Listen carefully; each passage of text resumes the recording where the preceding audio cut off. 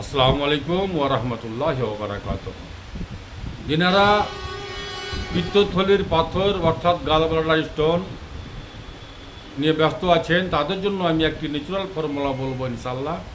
যিনারা মনে করেন যে পিত্তথলির পাথর বের হবে না, তাদের ভুল ভাঙার জন্য খুব সুন্দর একটি ন্যাচারাল ফর্মুলা শেয়ার করবো ইনশাআল্লাহ। আর আপনি কন্টিনিউ একটা মাস করেন,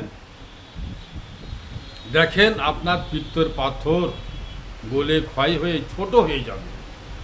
আর ছোট হলে জানবেন যে আপনার পাথর বেরিয়ে যাবে। Very simple. কখনোই আপনি কাটা ছেঁড়া রাস্তা আপনাবেন না পিত্তথলির পাথরের জন্য। একদম ঘেরুয়া ফর্মুলা বলবো, যাতে কোনো সাইড এফেক্ট নাই, যাতে কোনো কেমিক্যাল নাই, সম্পূর্ণভাবে বিশুদ্ধ এবং ন্যাচুরাল। আর আপনি এক মাস করার পরে আপনি রিপোর্ট করবেন, দেখবেন যে আপনার পিত্তলের পাথর গলে ক্ষয় হয়ে ছোট হয়ে গেছে। ফর্মুলাটি হচ্ছে আপনার এক গ্লাস বড় স্টিলের গ্লাসের এক গ্লাস পানি নেবেন, তাতে আপনি ভর একটাই কাগজি লেবু, বড় সাইজের একটি কাগজি লেবু চাপবেন। সুন্দর করে পানিটাকে গরম করে নেবেন।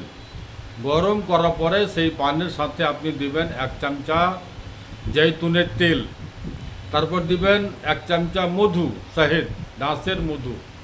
সুন্দর করে মিক্স করবেন। মিক্স করে আপনি সকালে খালি পেটে খাবেন। এইভাবে এক মাস আপনি কন্টিনিউ নিয়মিত খান, তারপর আপনি রিপোর্ট করবেন, দেখবেন যে আপনার পিত্তের পাথর ছোট হয়ে গেছে, গলে ক্ষয় হয়ে গেছে। ভুল ভাববেন না, ভুল চিন্তা ভাবনা করবেন না, কাটা ছেড়ে রাস্তা আপনাবেন না। এই ন্যাচুরাল খানপানের মাধ্যম দিয়ে আপনি আপনার পিত্তলের পাথর আস্তে আস্তে ক্ষয় করে বের করতে পারেন। তারপরেও আমি ওষুধ দিচ্ছি, যদি আপনি পিত্তলের পাথর বের করতে চান তাহলে অবশ্যই আমার সঙ্গে যোগাযোগ করবেন। আমার ঠিকানা হচ্ছে মালদা কালীচক পুরাতন হাট, 1 নম্বর পঞ্চায়েত অফিস সামনে। Mobile number 9775411421। দুয়াতে সামিল রাখবেন।